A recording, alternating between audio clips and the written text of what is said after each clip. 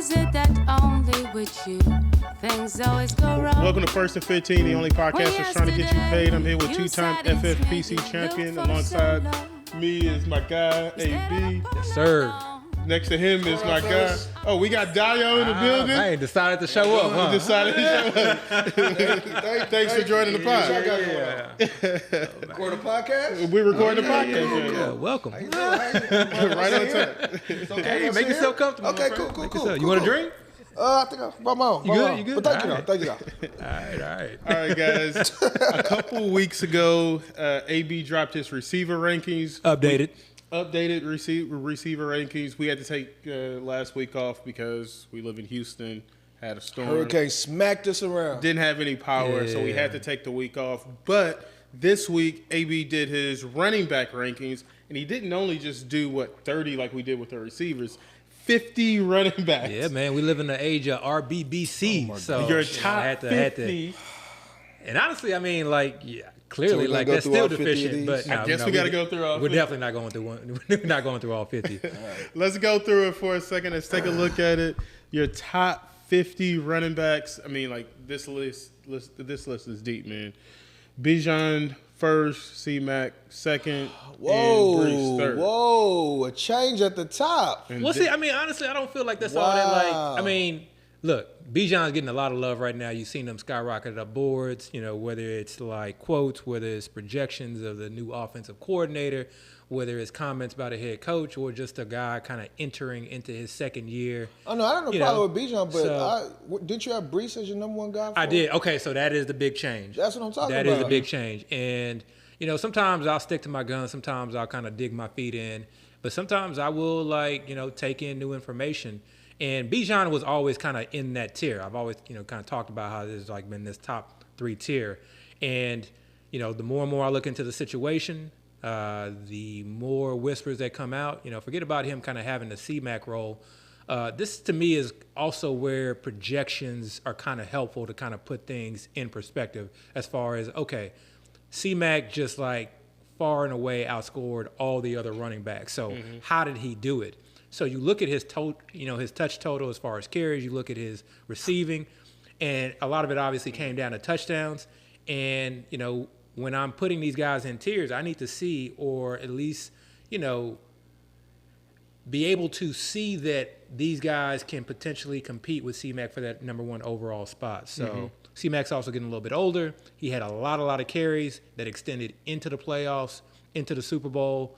And obviously they want to be right back there so they can actually try and win the Super Bowl. So not necessarily worried about C-Mac from a standpoint of him being a fade, but if I had if I had to put my house up, who was going to finish at the top out of these 3 right now would be Bijan. Yeah. What I don't get is how Gus Edwards is number 29. So that's pretty high for me for a guy that's, 1, not healthy. 2, I'm not even sure if he's going to be the starting running back at the beginning of the season. I mean, why Gus being so high? I mean, I guess there's only 32 starting running backs, and I guess he's number 30. So you're projecting, 29. Are you projecting him to be the starting running back for? Oh, yeah, absolutely. That's why he's up there. Now, this isn't so much about me just being in love with Gus Edwards, but this is really just about the other running backs that are going behind him. Yeah. A lot of question marks.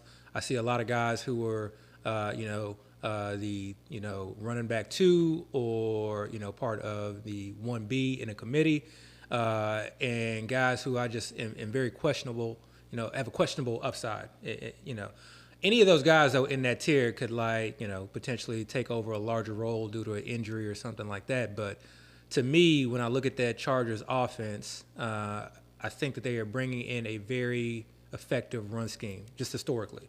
Forget about, the attempts. I think it's going to be extremely effective. And I think it's going to, shock a lot of people. I think that division is not going to be used to it.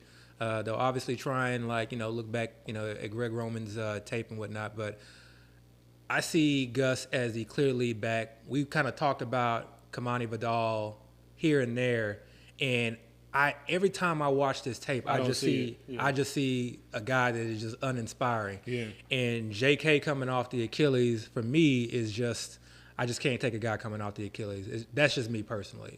He could definitely we could definitely see medical advances and newer procedures and see him sort of kind of be the first one to actually come back 1 year later. But for me, I'd rather just avoid that. So that leaves Gus. Yeah, I don't know. What do you think about the list, though? Come on, man. You know I hate rankings and all of these, like, they're just names, right? I could talk myself, well, definitely I can't talk myself into all of these guys, but I could talk myself into like half of these guys being changed around the rankings. I will say I'm looking at the very back of the rankings, and I don't agree with like half of those guys. Yeah. I think Zeke is way, way too low. I think Zeke is actually underrated this year. I think Hubbard is way too low. I think Hubbard's going to start the year as a starting running back. Yep. I think Ty Chandler is too low. I think Ty Chandler might become a 1B to Aaron Jones 1A to start the season. We don't know how the season plays out. Yep.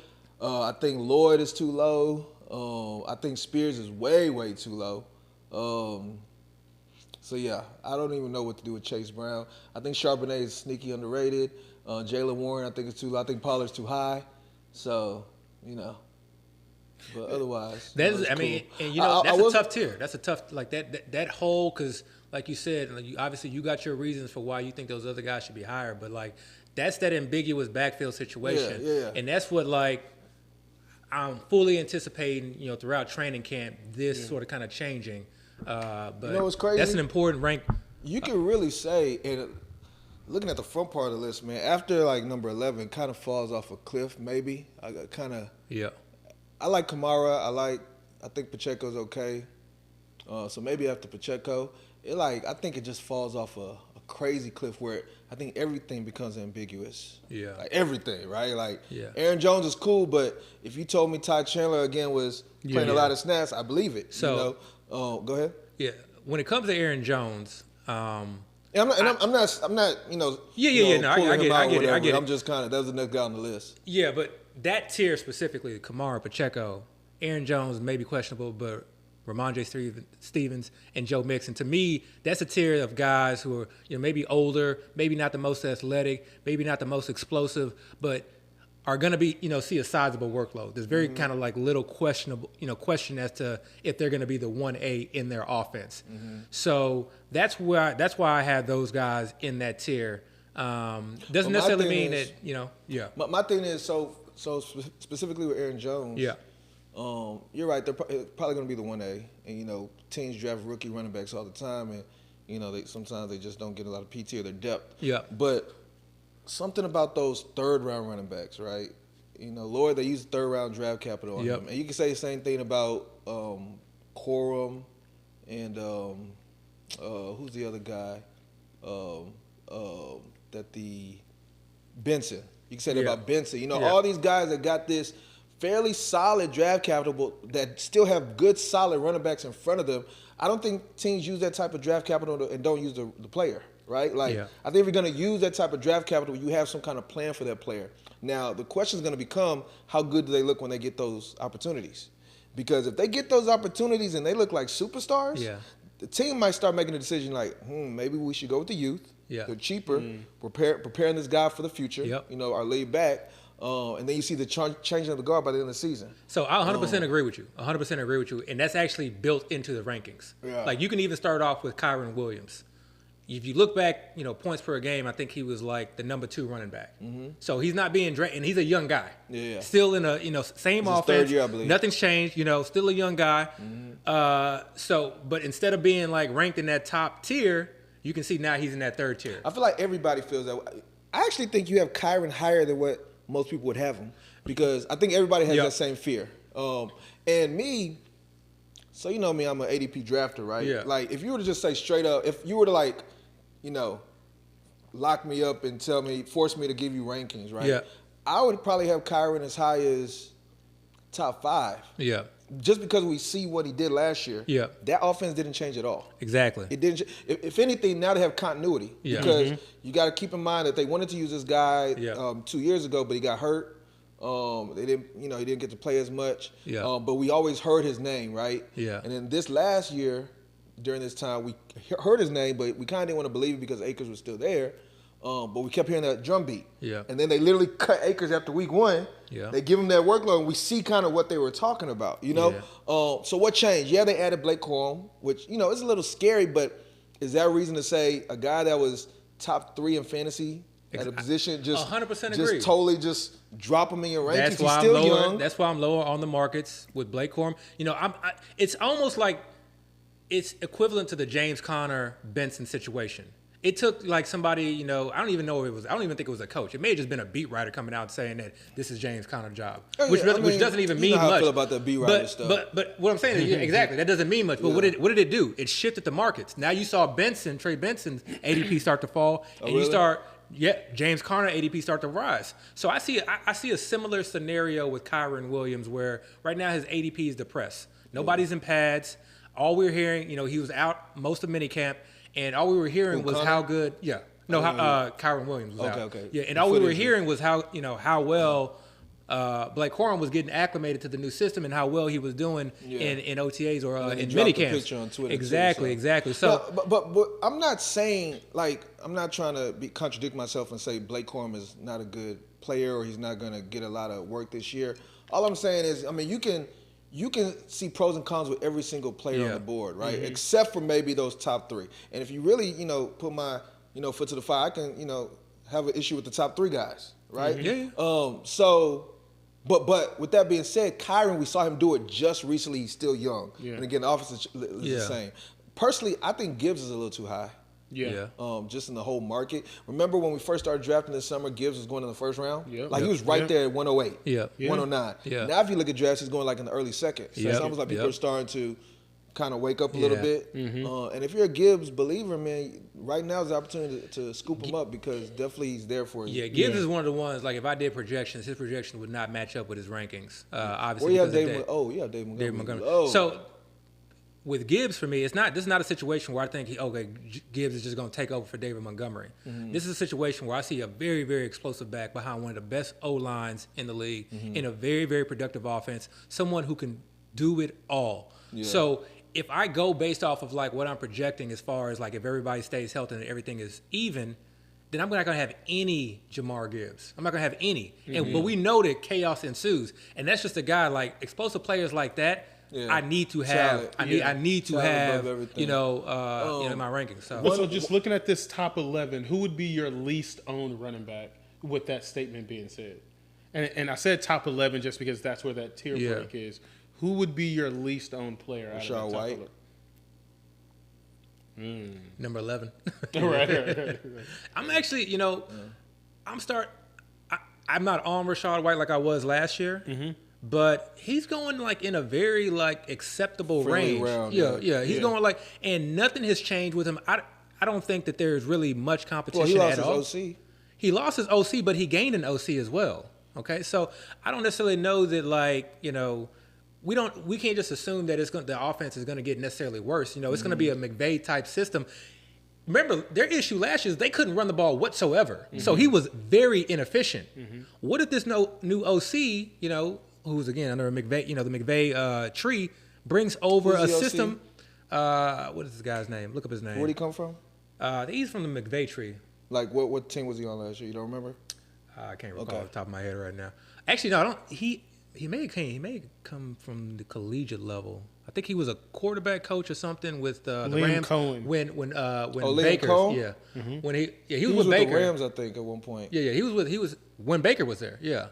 So he was the Rams with Baker. Yeah, I remember. So there's some familiarity there. But so what I'm saying is like I'm not just just because they lost their OC, I'm not going to just necessarily assume that the offense is going to be worse. Because again, I'm not saying the offense is going to be worse. Yeah, not a worse thing. He did come from college as well. He was Kentucky's. That's right. Yeah. It could be. Speaking of, I mean, this is kind of related. Mm-hmm. Speaking of Rashad White, Bucky Irvin, the running back that the Rams drafted. Yep. Yeah. Who everybody's saying is a threat to some Tampa extent. Bay. That's what I'm saying. What did I say? Oh, you said Rams. But I'm sorry. The running back that the Bucs drafted. Yeah. Everybody's saying it's threatening Rashad White's role. I'm still on the fence with that. I don't know where I'm at because I think he was like a 5th round pick. Yeah. But with that, maybe 4th round. But with that being said, the running back that was on the board that was drafted like a few picks after him was Ray Davis. Yeah. Ray Davis played for Kentucky. Yeah. So it's like people brought up the fact that Ray Davis' own OC. Yeah. When one of the running back didn't even draft his top running back. Yeah. Maybe, I mean, Bucky Irvin and Ray Davis are two different type of running backs, so maybe he wanted a certain style. And maybe they feel, that's true. That's true. So, Yeah, that's true. But it's just something, just little footnote, I guess. I mean, that same thing can be said about the Chargers and J.J. McCarthy, too. I mean, like, not J.J. McCarthy, but, like, the way that, what's his name? Harbaugh, like, kind of talked about J.J. McCarthy. He loved him. I think. No, he didn't. But, I mean, they do. I mean, they have Justin Herbert. So, like, could they have, like, traded? I mean, Justin Herbert, one of the best rookie quarterbacks ever. Yeah. No, but like what I'm saying is, if he was there and you knew that another team wanted him, then like that should have been kind of used. But the thing with the Bucks is they actually drafted a running back. Like they actually drafted a guy at that position and still didn't get him. Yeah. You know. So clearly, I think you're right. I think like they had a role in mind. Maybe that third. Or down there's a knock back. on Ray Davis. Well, if you look at the list, I got Ray Davis. In that sort of kind of tier of like these, with the Marshawn Lloyd and I like Lloyd this year a lot. So though. I don't know what to do with McLaughlin. I know you're big on estimate, so to be big on estimate, you kind of have to be slightly down on McLaughlin. So I get it. One other thing I want to mention with your rankings, I don't know how I feel about Zamir White this year. I know people are kind of excited about him and want him to be a thing and feel like he's a value, but I could see it going left so easily. Yeah. I don't think he's much in the passing game, even though they did give him a lot of passing work at the end of the season, when he had that stretch of good games. But, I mean... So I will say this, though. Again, new OC, new offensive coordinator, Luke Getsy, was with the Bears last year. So new run scheme, potentially anyway. So, apparently this new run scheme is more of kind of what he did in college where he excelled. So... There are outs. So like if he say he like does extremely well next year, he's averaging like 4.5, 5 yards a carry. Like that probably is going to be a reason why. But I 100% get you as far as like the offense may just be terrible. But I don't want to say the offense is terrible. But I just don't know if I think Zamir White is as good as what people think he is. And then on top of that, something in the back of my head saying, man, don't ignore Alexander Madison and Dylan Lobb or whatever they. So the question would be just other running backs there. Question would be then so Zamir is at 28. Who do you move ahead of him? Really, you should say how far down do I move Zamir White? Wow. Okay. I might move him. I think he's right there with Devin Singletary. Okay, so you take Jalen Warren, David Montgomery. I would definitely take Jalen Warren before Zamir White. Okay. I mean, honestly, I think I have Jalen Warren over at Najee, personally. So you're not alone. You're not alone in that. They're pretty close in the rankings, but you're not alone in that. Yeah. My biggest thing that I love about your rankings though is how high you have Brian Robinson Jr. Yeah, he's been a I'm staple. a big fan of his, so I like he has a little bit of respect on this list. Chris hates Brian Robinson. I just don't see it. I don't see him as like a special talent. I didn't say he was special. I think running back, in my opinion, is a position. It's all about opportunities and efficiency. Right? Like you can have one of the most talented running backs. Remember we used to talk about the spark score, Christine Michael, and all those type of running backs. For some reason, they just don't produce in the league. And you have running backs that are straight plotters. Like who was the guy that used to be with the Broncos with Peyton Manning? Little short, stubby guy. Everybody knows who I'm talking about, man. I think he won number 22. He wasn't special, what was his but name? he was getting yards and then he hopped on the Rams right off the couch. Yeah, y'all know who I'm talking about. The people that are watching know who I'm talking about, man. But he wasn't special. So that's when Todd Gurley's knees gave out. Yeah, but I digress.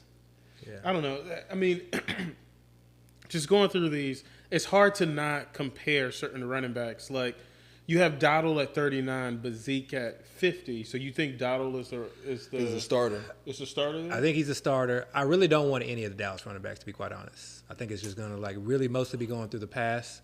So it's going to be one of those situations. Like sometimes a guy can be a value. You can look back at the end of the year. Oh, he finished at RB 28, and we got him at RB 50, but he didn't do anything as far as helping you win. What if Tony Pollard you drafted in the 12th round last year? Did he did he do much to help? Were you probably weren't even starting him in the 12th round. So sometimes it doesn't matter. So that's why I push some of these guys I just pushed down. Go ahead. But unlike, but if you look at, the Denver backfield, the Broncos, I have 3 guys in the top 50. And that's kind of by design because like I mentioned in the I was group gonna chat. bring those up too. Yeah. Like I mentioned in the group chat. Who are the three? Where's Javonte? Javonte Williams is at 33. is at 33. Oh, wow. McLaughlin at 42, and Estime at 48. One of these guys is not going to do anything. Okay, but I think two of these guys are going to be very, very relevant. So I'm just going to be, real quick, your taking my point picks. about, Yeah. I agree. You have these players that you could have gotten real late, and they're better than the value that you got them at, but they're still not somebody that's really take you over the top. Yeah. I get that, but my only pushback is we have to keep in mind this is a game of attrition. Players get hurt, bye weeks occur.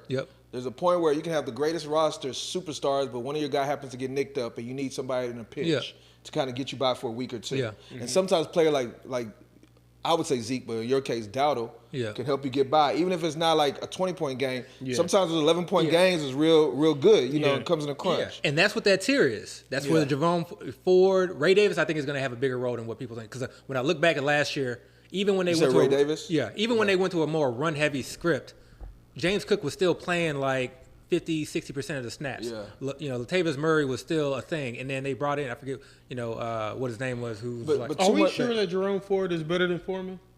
That was gonna be my what if. Yeah, okay. That was gonna be my what if. So that's a good question to pose. That's a good question to pose. That's why this is I think going to drastically change as we get through training camp, because that is one reason why I have not had a lot of Jerome Ford, but. Devontae Foreman is a journeyman, so it's hard to kind of like. One more thing about this ranking that I need him to address, and then we can move on, or you can keep talking about it. But I need you to explain to me why Spears is so low and why he's so far behind Pollard. Yeah, I need to understand this that. is like okay, I gotta decide which way I'm gonna go. Okay, I'm not gonna be on the fence with this. There you go. Okay, I'm not gonna be on the fence. Respect. Yeah, so I really I feel like they probably are going to – I know they're saying they're interchangeable and this and that, and they very may well be, okay? But I really do believe that there's going to be one back that's going to be primarily in that backfield. Is going to get the majority of the touches. And then there's going to be another guy that's going to be sort of kind of, the 1B who's going to get 35% of the touches. And so I feel that. I think that. that's, Tony Pollard. So if you just thought the other way, then you would just switch them. Exactly. Yeah. Absolutely. I got you. So we haven't gotten a ton of news right now. Again, camp is about to start. What you talking about? We got all types of news. We finally got news. We got real news too. What real news have we got? Okay. We can. One of them I want to touch base on later. We can talk about Brandon Ayuk's trade request. That's not news. We always knew that he we didn't won know a contract. anything. We knew he knew maybe, and we had a discussion with him. It could have been Debo. Yeah. Now he's like, man, I went out the door, and it can still go any way. Yeah. But now it's like for real because he wants the contract, and he's like, he's always wanted a contract. Right, and if they offered him like a contract, then he'd take it. Of course, but that's the thing. I saw a tweet that said he wants to be traded because he wants to be paid. Yeah. And the 49ers don't want to trade him, and they don't want to pay him. Right. So it's like he's not sitting down. But that's every single player. Like. But I'm saying if they pay him, he stays. If they don't pay him, he's out the door. You know what I'm saying? So it's news. I think the other stuff has just been fluff. But the question that I have for you though is, how do you filter through some of this news? Like, what do you see as fluff? What do you see as like actionable news? Like, how do you sort of filter through, like what you actually want to use and what you don't want to use? There's two ways that I play this. Okay, the first way is, I'm taking this news in and trying to decipher, is it relevant? Is it not relevant? And it's not binary. So something may be like a little bit relevant. Maybe it like adds 1% to like my overall, view of said player. And then maybe it's extremely relevant and it moves a guy up into like another tier. So that's one way, and unfortunately a lot of the news, especially nowadays, because people are aware of clickbaits, people are aware of, the importance of getting likes and views to beat wires. That's their job, Right. So they are purposely putting out bait for people to click on and latch on to. So even when I read it, I know that the beat writer's intention was to get a lot of views on this, which automatically you just got to really critically appraise everything that you read these days. So it's tough. The second way though, and this is kind of I think what is a little bit more has a little bit more impact to me when it comes to fantasy, is I really, really pay attention to what it does to the markets, because then I want to take advantage of it. Mm-hmm. The Brandon Ayuk thing is a great instance. So if I see Brandon Ayuk start to fall in drafts now, because I haven't really been drafting him a lot, I feel like he's been going too high. I feel like we've been drafting him at a ceiling. But if people are scared or concerned, if the public as a whole or the majority feels that, okay, he wants out, or there's going to be an issue with him holding out, they're worried about, maybe him getting hurt early in the season because he's not at training camp, or they're worried about whatever destination he goes to that maybe he's not, he doesn't hold value, whatever it is. But if I see his ADP start to, fall, now my sort of kind of attention turns to, let me acquire some Brandon Ayuk shares when it drops. Same thing with Debo. Like, I almost, just kind of hearing all this stuff throughout the offseason, and seeing where Debo's been going right now, I feel like, Debo's, I've been getting a lot of Debo in the 4th round. And I feel like that's sort of kind of that's probably going to be like his floor, his ADP floor for most of the year. So I've been really aggressive about, really getting as much Debo in the 4th round as I can. Because if this news continues, I think the biggest change is going to be increase in Debo's ADP and an increase in George Kittle's ADP. So I really want to pay attention to what the market is doing, and I want to try to win off of that if I can. That's kind of how I play it. But Dio, how do you sort of filter through the news and figure out what's actionable? So for me, I kind of try to ignore a lot of it. I think a lot of it is fluff, and a lot of it is opinionated.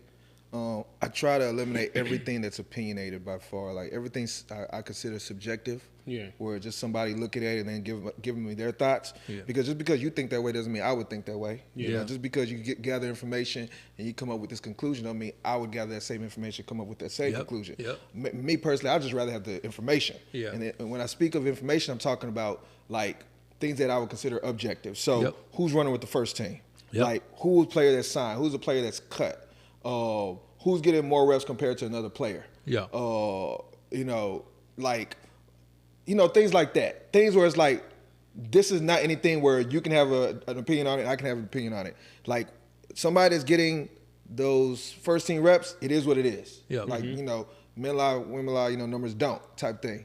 So that's kind of what I like to pay attention to. I always, now I don't totally ignore it in the fact where I don't read it because, I love reading things that kind of support my priors. Like I said, I love Tajay Spears, so if I see something where somebody like, man, Tajay Spears looks great, I'm going to smile, but I'm not going to take that and be like, oh, man, let me get some more Tajay Spears. Let me go try to trade for him in all my teams. Yeah. So that's kind of how I do it. I think right now, any news that comes out, and really anything that's come out in the last 4 weeks should totally be ignored because nothing's happening right now. I think people need something to fill in their news in the sports column, the writers or anything like that. So they'll put things out. But in reality, all these players are gone from the facility. They're all doing their own thing, whether they're enjoying their personal life, getting with teammates and doing things. But nothing's actually happening in the last 4 weeks to change views from, June to, now. So something like a rumor, you'll just completely ignore until it's... Yeah, I'll ignore those. Completely. And it won't change how you feel. Totally, completely. Give me an example. All right, so the Devante Adams thing. Totally ignored it, man. Come on, man. Stop it. If you look at my Twitter, you'll see when I saw a tweet about it. I put stop it. Come on, what are we doing here? So you don't totally ignore it. So that, I like to take things in that. Again, my source told me this last week. As I told y'all. People with sources, man. No, I told you my source said, hey, man, Devante Adams might be getting shopped, and I'm hearing the Jets kind of poking, and this was before ESPN said it, so my source is pretty accurate about the rumor. Whether it's going to happen or not, that's a whole other thing. But I think as long as Devante Adams and Aaron Rodgers are in the league, there's always going to be people that try to put them back together, connect them. That duo is one of the greatest duos in NFL history. Well, let's move to the next segment, though, on the what if, though. Look, okay. What if it stole my what if, but... What if that does happen? Okay. What does that do for Garrett Wilson? It has to drop Garrett Wilson. Absolutely. It has to. Absolutely. Out of the first round? He's at the back end of the first round. So just one spot is dropping out of the first round. That drops. I drafted him as high as 7. You know what's crazy, though? I don't think Garrett Wilson is who we got to be discussing. I think it's really what are we doing with Devante Adams? Yeah. Because Devante Adams right now is going mid to back end second. Yeah. So just straight black and white. Yeah. Is his ADP going to increase? Is his ADP going to drop, or is it going to stay the same? For sure. It'll drop. I think I might agree with that. It's going to drop. Yeah. So basically, it's dropping, in my opinion, both. Yeah. then the next question is, what are we doing with Brees? Brees, yeah. Because there's only so many touches, right? Yeah. Brees may fall down a tier. I'm not going to even lie. He might fall down a tier. He might fall down a tier. And let's be real. And I know, Abby, you don't agree with this. And I definitely hear your reasoning for it. And it's actually pretty good reasoning. But let's be real, man. Aaron Rodgers likes to throw that ball, man. Yeah. Like, he likes to throw that ball. And like he might wants be to on a show. revenge But show. this is what I will say. I mean, remember when he was in Green Bay? Like, even when he had that sort of kind of like MVP type season, and when he was like top 5, he had like a top 5 finish. The pass volume actually wasn't that high. He was just extremely efficient and threw a lot of touchdowns. So I know he likes to pass in the red zone. That's an issue. I guess the question is, do we? And maybe this is not even a question because maybe he's irrelevant. But do we believe in Hackett to be able to provide for all those players, or is it really just the Aaron Rodgers offense and he's just going to control the show? It's Aaron Rodgers because again, when that MVP season and that season when he had the top 5, top 6 finish, he had Nathaniel Hackett with him. Yeah, I know. So it wasn't like So I mean, we can see it going a lot of different ways. Yeah, just. and actually moved Devante Adams in my ranking. Moved him where? To I think 12. Oh, you got to show the people the new wide receiver rankings. Yeah, Man. that's what I said. Man. Updated. You gotta. They're updated. It's a fluid list. Yeah, we made a couple changes. We've updated that. I moved up. So Malik here's Davis. one thing I do want to talk about, and we don't even got to talk about it today, but it's some episode we have to talk about because I feel like I'm going crazy seeing this. But do you know how many teams have players, like 2 or 3 players going in the first 3 rounds this year? Yep. Yeah. I've never seen that before. Yep. It's crazy. It is. Because unless we see just crazy offensive numbers this year, somebody is going to bust. Look, There are going to be a lot of busts. The market's smart. The market is trying to invest in like high-powered offenses. Offenses that are explosive. Offenses that score a lot of points. So those teams that you're seeing that are, have these guys going in these early rounds are like, it's either like a hyper-focused, like very narrow target tree type offense, like, in Miami with Hill and Waddle, or it's an offense that can support multiple people and just, is going to, be top 5 in the league in points. Yeah. So it makes sense to some degree, but I think that also, provides some potential advantage as far as looking at some of these offenses where people just like, are going to completely disregard or just seeing in a negative light. So a lot of my focus, like early on in the offseason, is focusing in on these like bottom offenses. Has anything changed? Is there any hope? Is there value here? And that's why I actually moved up Devante Adams after like kind of looking into, where he is and where he's going and the new offense and the new OC, So I'm a little bit more sold in terms of kind of like what I'm reading as far as like, I'm a sucker for RPO. I was big on Pittman last year because Shane Steichen coming in and using the RPO, and that first read is just the guy you want in those types of offenses. And so hearing and reading that Getsy has used a lot of RPO, and obviously he comes from Green Bay as well, and then how much they're paying Devante Adams being an actual alpha type wide receiver. They're trying to keep him happy. You heard his agent come out and say, ignore all these rumors. All these rumors are baseless. We are here. We are Raiders. I think he's buying in. And I think part of that of buying in is they said, like, look, we're not going to do what Garoppolo and what Daniels did to you. I think part of that frustration was that, like, he wasn't viewed – he was used to being in Eden as the number one. And then when Daniels and Garoppolo were there, he was no longer the one. He was part of it was either him or who's the other wide receiver there? Myers. Yeah, Myers. So, you just mentioned something about Pittman. Yeah. I'm not going to let you get away with it. You said you were high on Pittman last year because of RPO. Yeah. That is apparently going to still be there, right? Correct. So correct. why are you no longer high on Pittman? Because we have a healthy Jonathan Taylor now. So we have a healthy Jonathan Taylor, and I think, remember, Pittman was going like 7th, 8th round. The crazy thing? I've never done this, but shout out to Scott and Theo, OG, and shout out to Player Profiler. We back. Hey, we forgot that now. We back. we back. But so I actually went back and rewatched. We did a main event and we shot it live, and we're gonna plan on doing another one. And I just, it started Scott with that. who? Barrett. Okay. It started with that discussion that we had about, like, I think sometimes it's good to like go back and put yourself in your seat from 2023 as far as like how you view players, where you were drafting them, because it's really hard to get away from the recency bias. So I was like, what better way to do that than like actually go back and like listen to myself and like literally word for word. I was like, I think Pittman's a value because of this RPO, Shane Steichen coming over, that first read off, and just like word for word. But he was going in the 7th, 8th round then. So when I started drafting, he was kind of going the 2nd, 3rd round. Pittman in the 4th round, I love. Pittman in the maybe 3rd round, I think is okay. I think that to me is like, I don't view him as someone who's going to be able to get you a lot of touchdowns. So that's my main issue. You're just saying his value is just different this year. Yeah, his so like 3rd really round is okay. I don't think it's an issue with 3rd round, but like for me, 3rd round, that's really where I'm taking the staff for a guy who can like end up like number 1 in his position. I got you. So yeah, so like when we talked about like 3 players from the same team, I mean it's really only who Miami. I mean, not just 3, just multiple players. Like Detroit. You have Miami, you have Detroit, you have like the Jets. Rams kind of close. The Rams are close. Yeah. The Falcons. Actually, the Rams are there now because the Falcons are top 3. They Cup is in 3. Cup is in the 3rd round now. Yeah, Cup is in the 3rd round. Bijan, London, Falcons. and Pitts. Yeah. The Dolphins, Waddle, Tyreek, and all the same, and it's all the same types of offenses. The Shanahan's and McVay's. Shoot, the Niners, C-Mac, Ayuk. Yep. We just said Debo's creeping up, and Kittle's hot too. I want to say the Eagles, Brown, Devante, Barkley. Man, that's scary to me, man. Yeah, that's scary because. It is. There's only so much football to be played. You know what I'm saying? Like, it is. So that's where the value is. That's where you find the value. It's funny because I watch games during fantasy season. Yeah. And all I'm doing is paying attention to the clock. I'm like, how much more time do I have for my player to score points? That's all I care about. Yeah.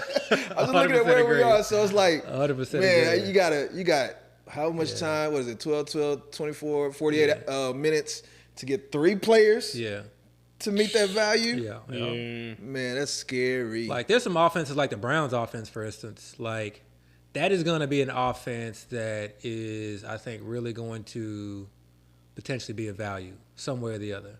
The Browns? Because those guys are going late, and they score points. They go at a fast pace. They have a good offensive line. I know we're all worried about Deshaun Watson, but, even last year with Deshaun Watson, Amari Cooper was still a low-key, we didn't say it, but the Texans to some extent too.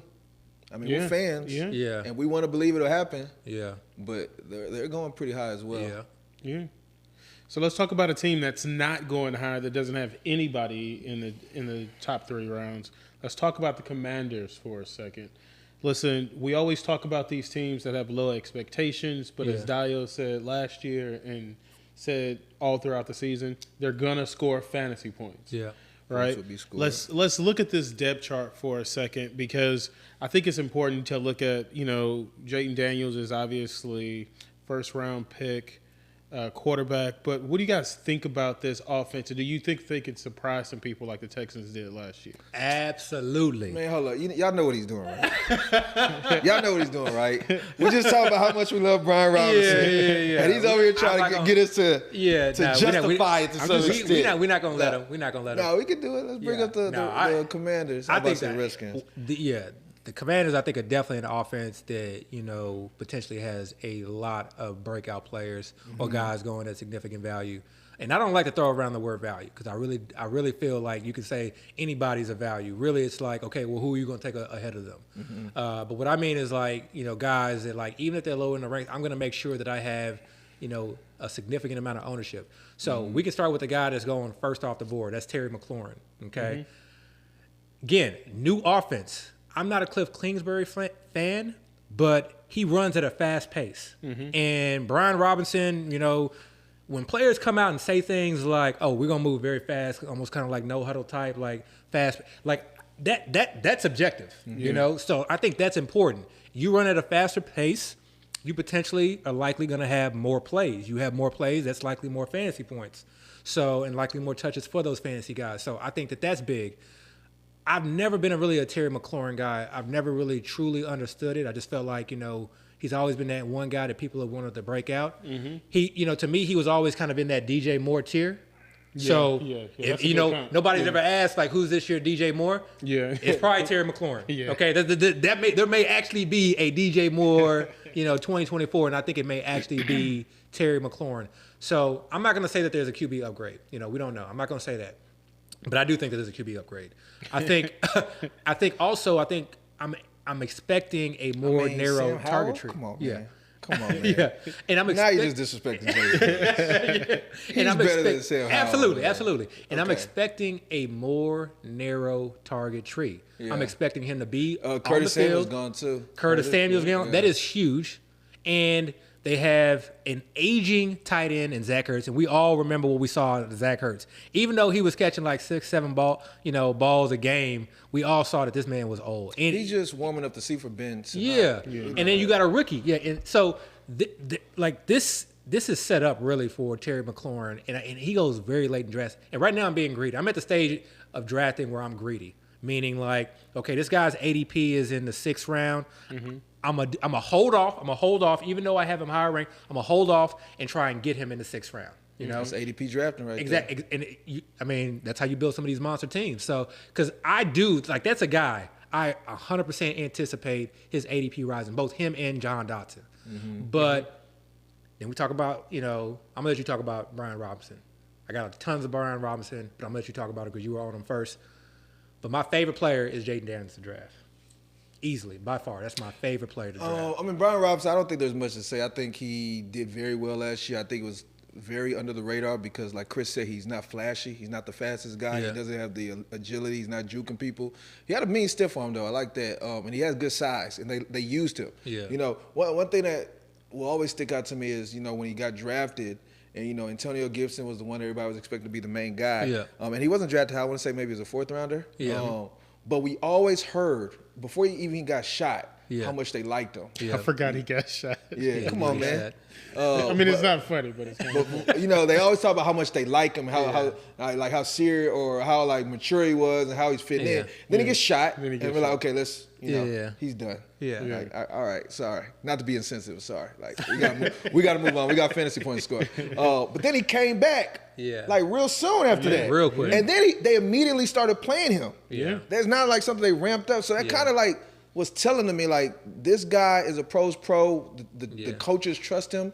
The team likes him. And again, he did pretty well last year. Mm-hmm. And don't forget, I'm pretty sure the Commanders were dead last in the league in rushing attempts. Yeah. And so some of that just may came down to the defense being terrible. Yeah. Mm-hmm. Some of that may came down to the offensive coordinator. Yeah. Because it was just so bad. Yeah. It was a very dysfunctional offense. So and on top of all that, a lot of room.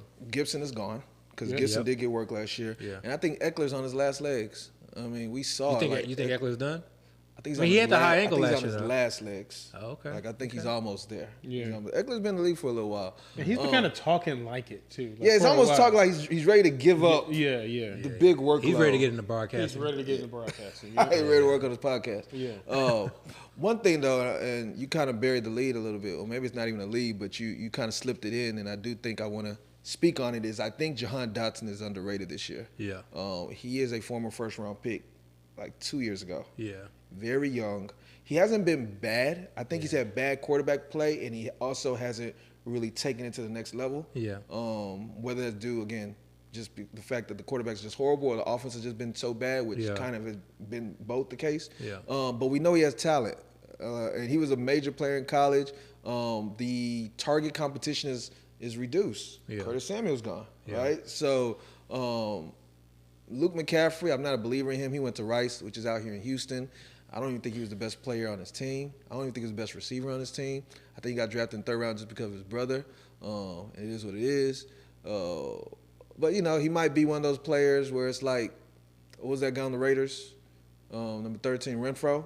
I think he might be Renfro light, right? Like a watered-down Renfro. So, again, that gives Dotson an opportunity. And if McLaurin does get all the attention towards him on defenses, Dotson will have opportunity to kind of feast. Yeah. I think McCaffrey's going to be the Rondale Moore of this offense. That's they've already been talking about him lining up in the backfield, taking handoffs. McCaffrey? In the backfield? No, yeah, that would be a mistake. Yeah. They talked about him in the back, but I don't think it's going to be to something significant. But if you remember, Rondale Moore at times line up in the backfield. Rondell Mill has the skill set. I don't think McCaffrey has the skill set. Cliff Kingsbury, he kind of had, his offense is unfortunately somewhat horizontal, but again, faster pace, and probably better than what we've seen. One last player I do want to mention on this depth chart is Chris Rodriguez Jr., the running back. Now, of course, different, regime as far as coaches, so they might not love him as much as the last regime loved him, but I do like his style. He's a bruiser, the biggest back on their team at the moment. By far, by the way, too. Like, he just looks huge. Yeah, he's a big dude. Yeah. He's still very young. Really, I don't know if those types of players are successful in the league now. I think he's B-Rob's handcuff. I don't think Austin Eckler. Austin Eckler plays like a different type of role. So I think if B-Rob goes down, maybe Austin Eckler's touches will go up. But I think you're gonna see a lot of Chris Rodriguez in those early downs. I guess what I'm saying is, if given the opportunity, I think he's somebody that can actually be very useful. Yeah, and that's not the case with all backup running backs. So, let me ask you about Benson. Do you think are you drafting him? I love him. I would draft him. Yes. He was one of my highest. He was one of my highest rated tight ends. Throughout the process, it's kind of like if we're going to try to use history to kind of give us a little bit of an edge, we saw what Zach Ertz did for Goddard. We saw what Zach Ertz did for McBride. Yeah. He tends to be the guy right behind him that learns under his tutelage, and then when given the opportunity, they shine. Now, the question is, in redraft, is Benson not a good option? I don't know. It depends on when he gets that opportunity. Yeah. I believe Ertz can last the whole year. Yeah.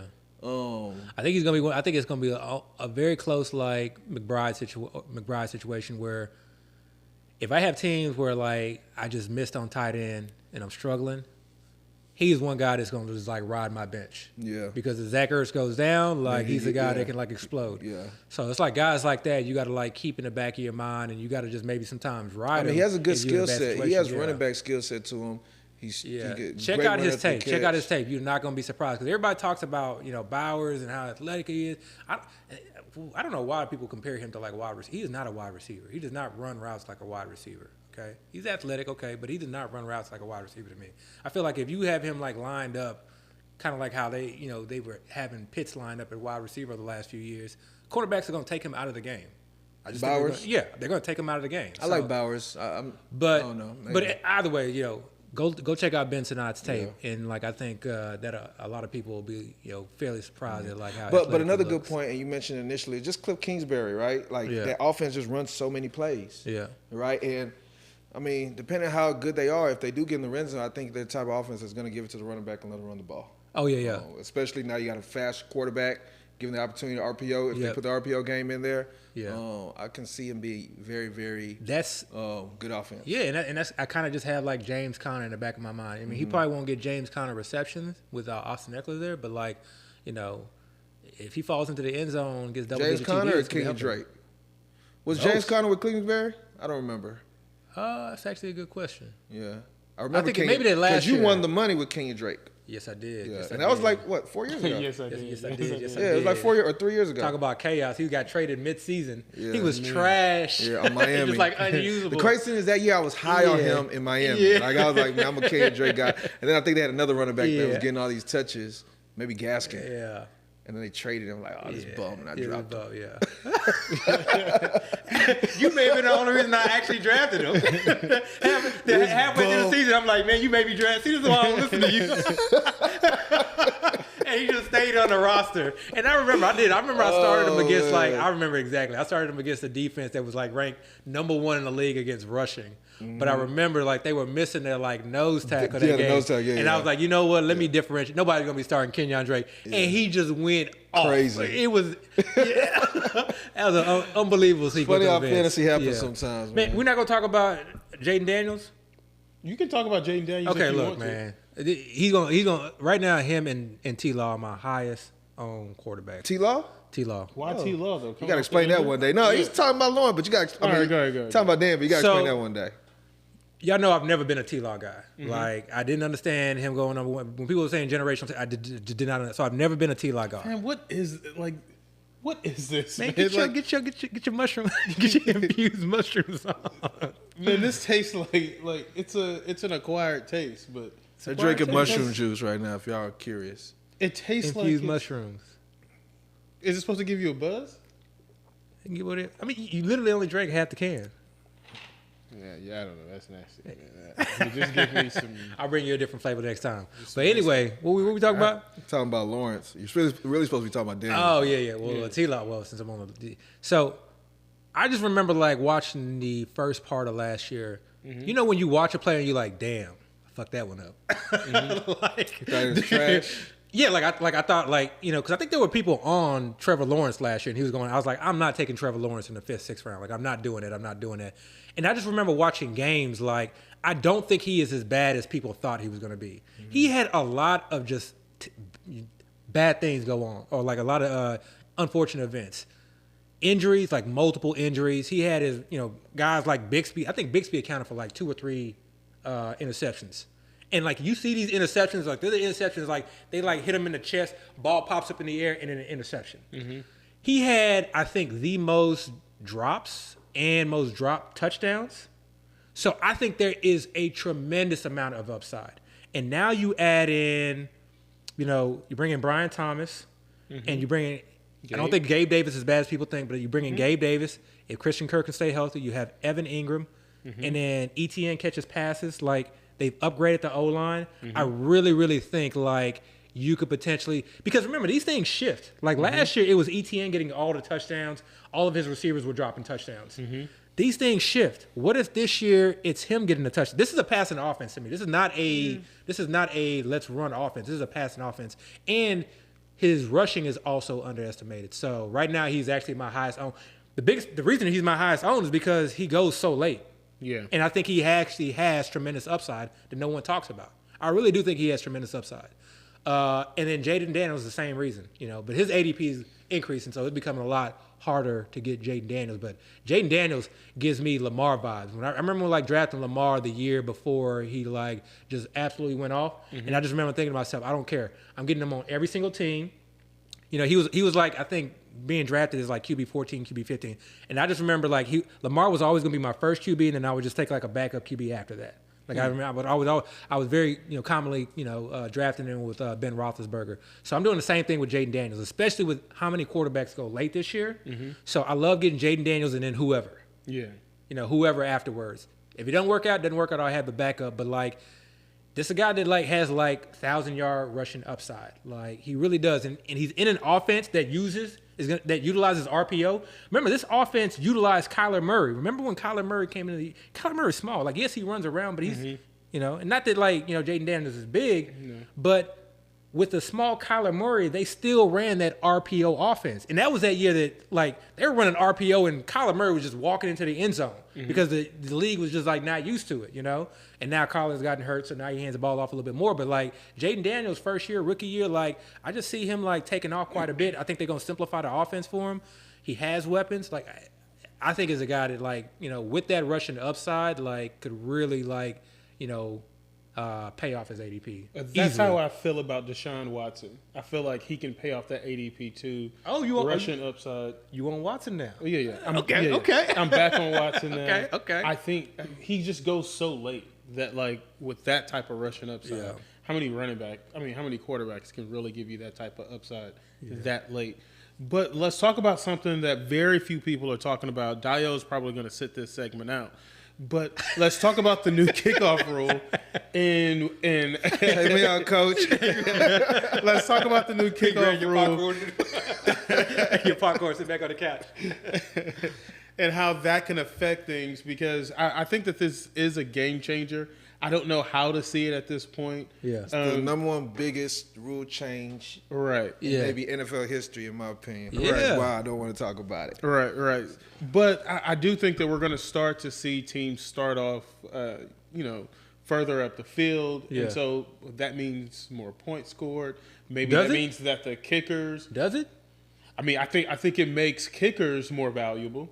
And I think, you know, shout out to Linda, you know, who we. Oh, you mean you think it makes field goal kickers more valuable? Right. It makes field goal kickers more valuable because if you're starting with a shorter field, then you don't have to move as far to score, you know, points. But go ahead. Yeah. So I just want to go through just some of the basics, of the rule at this point. Ball is still being kicked off from the 35-yard line. However, players from the kicking team are going to be on the 40. They can't start running until the receiving player either catches the ball or the ball hits the ground. I think that's the game changer and why we're going to see, offenses start a bit further up the field with shorter fields.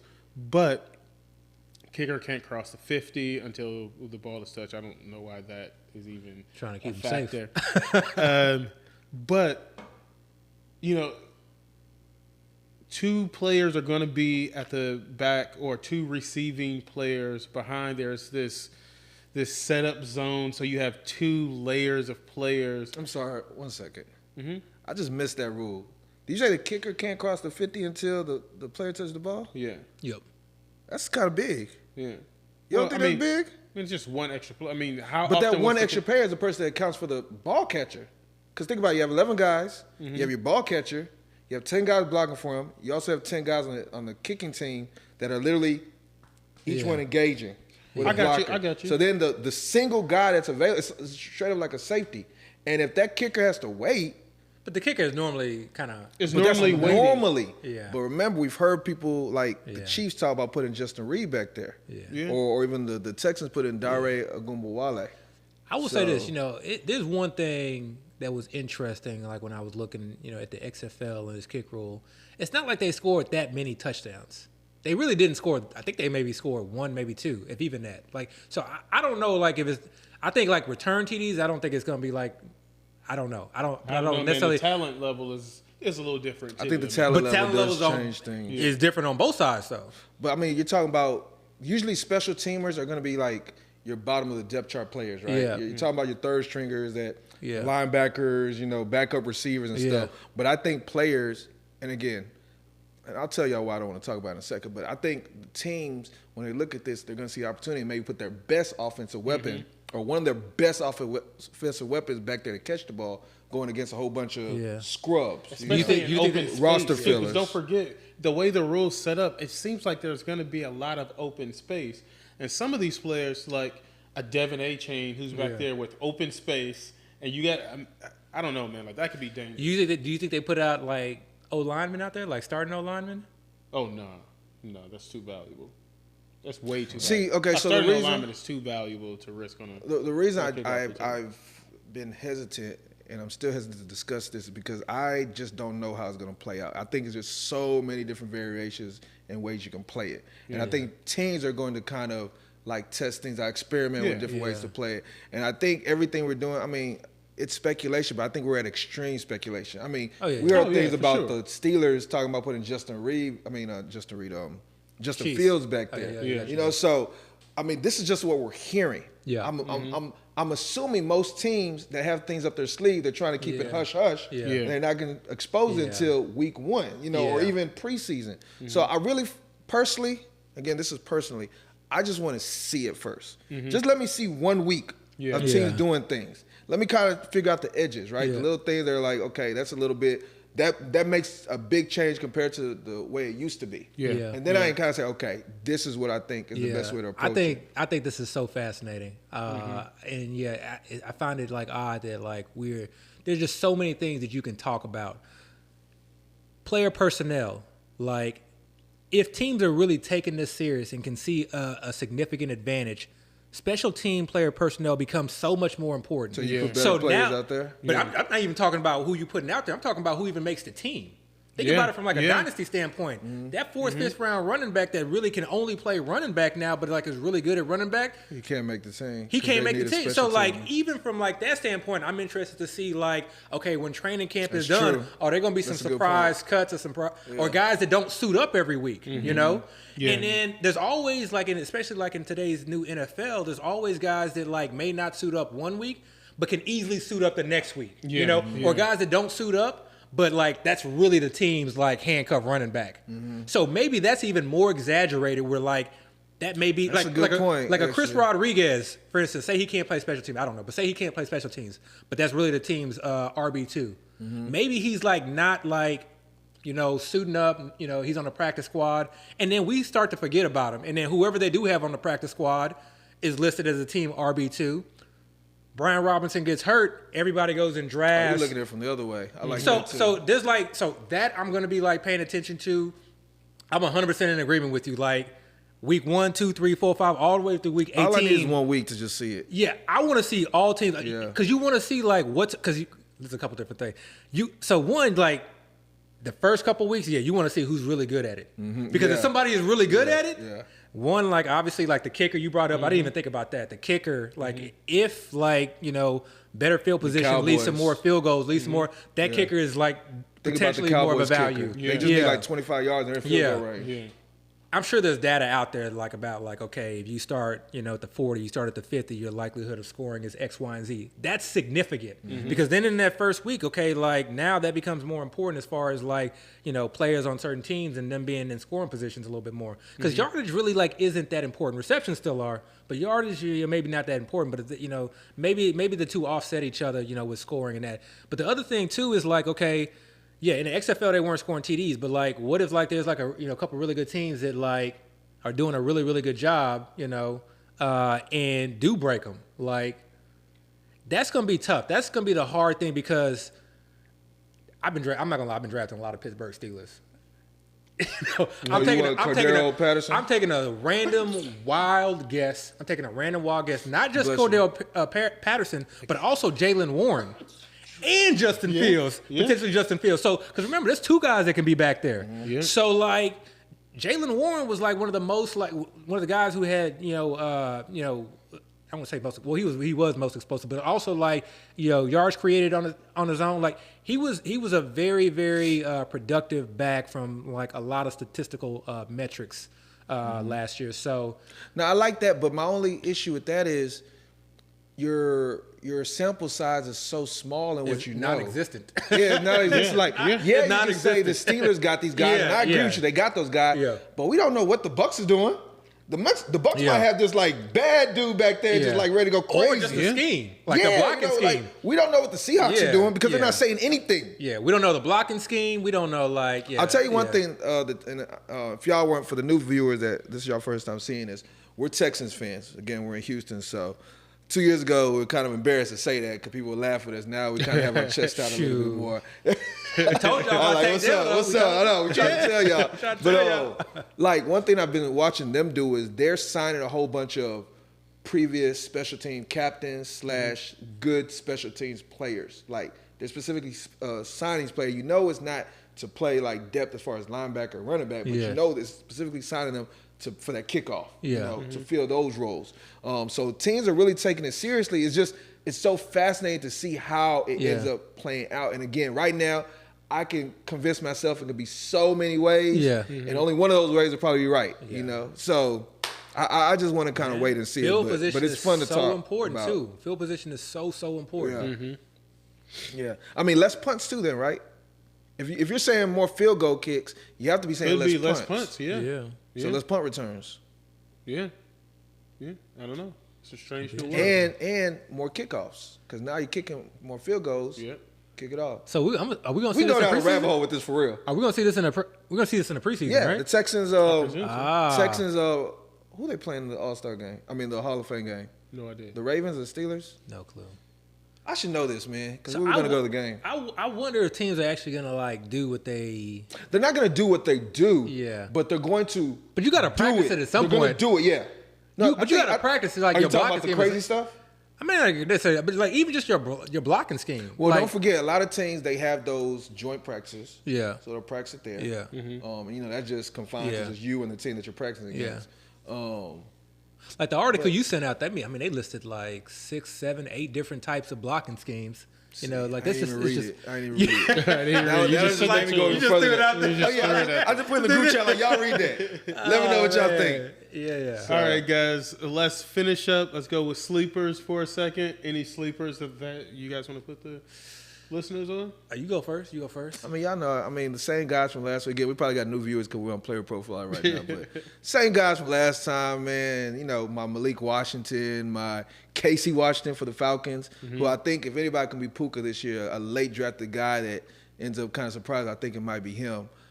Jacob Cowan, especially with the news with Brandon Ayuk wanting to be traded, and then Ricky Pearsall being on the injured list. I think he's a guy out there. Again, a whole bunch of other guys. Y'all can if Ayuk gets traded, do you see Juan Jennings kind of taking that role? He's already wide receiver 3. I mean, he's been wide receiver 3. I don't see him doing anything more. I think he'll probably play the same role. Yeah. I think those other guys. I mean, Pearsall was a first-round pick, so they're going to want to give him his due. I think Jacob Cowan could surprise. I think he's like a poor man's Tank Dell.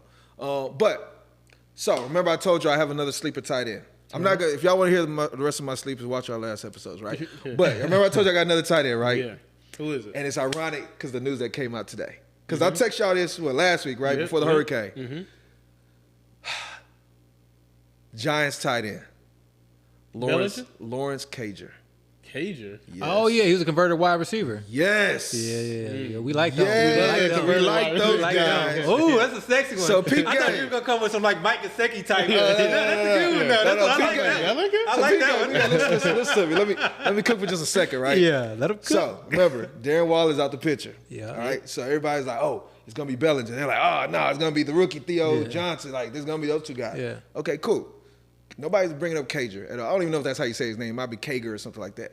But again, he was on the roster last year. Yeah. Did a little bit, not much, but on the roster as far as knowing the offense. Yeah. You know, one thing I remember reading when they interviewed Bellinger during minicamp or whatever you just call OTAs, Bellinger was saying he wasn't getting as many reps with the first team because they were giving more reps to Theo Johnson and who everybody was like, ooh, look, Theo. Yeah. And Lawrence Cager. Who everybody was like, who don't worry about the guy. You know what I'm saying? Don't worry about it. But they were giving him first team reps. Yeah. Cool, okay. Again, I was going down the rabbit hole. I realized he was a receiver. Yeah. Bam, okay. Then today's news, Theo Johnson is on the injury list. Yeah, Oh, really? Yes. Yeah. What's his injury?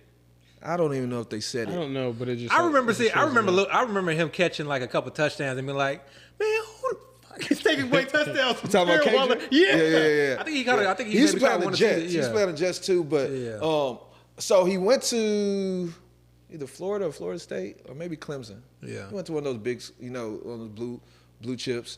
Didn't have great college tape at all, great college numbers at all. Georgia, he went to Georgia. Yeah. But he was on the team, you know what I'm saying? So you have to be talented to even make the team. But again, just that tight end room being open. Yeah. And that's like the ultimate sleep. And I'm not even for the redraft people. Don't draft this guy in redraft at all. Do not touch this guy in redraft right now. Yeah. But keep him in mind during the season. Like if you start hearing drum beats, he's getting a lot of more reps. Yeah. And again, that's a totally unproven room. Yeah. You see he's getting more reps, go grab him up. Really who I'm talking to is my dynasty folks. Dynasty folks, especially if you play in tight end premium leagues, this guy is an easy ad. Just put him on your roster and see what happens. If nothing happens, drop him. No big deal. Came with the heat. Yeah, nobody's talking about him right now. Yeah. That's dope. So. Any sleepers? Oh, yeah, sleepers. So, Hayden Hurst. Oh, come on. Are we going back? Okay, Lucas Kroll. Continue beating that drum beat. And then for the Rams, I'm a Davis Allen guy. I'm team Davis Allen, not. And let me throw out some more guys too, so we're just throwing people back out there. Greg Dortch.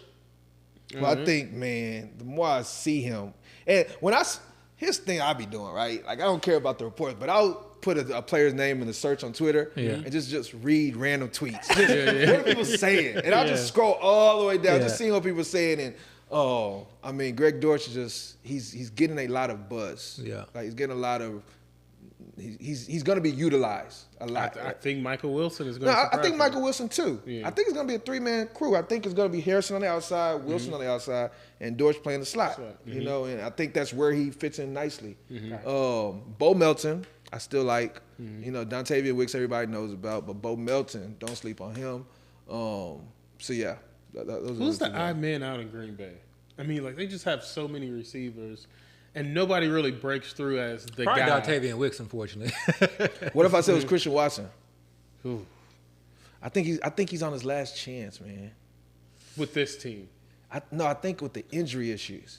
Like, I think they're like, man, look, because I think they're talking about it a lot. Yeah. Like, talking about, like, this is a finally, he's seen doctors, like, he's finally, if he gets injured again, then you lose faith in him. You can't try, and then you got all these other guys. Now if he proves himself, obviously it might be Wicks or that's a tough room. That's a it's a really tough room.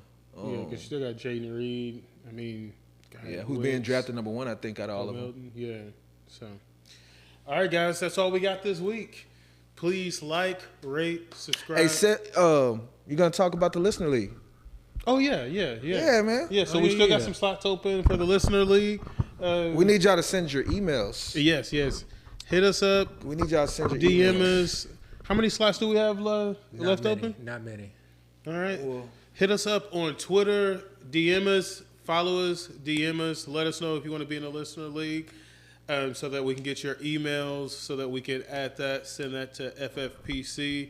I think it's going to be really. No, I'm going to shoot out an email first.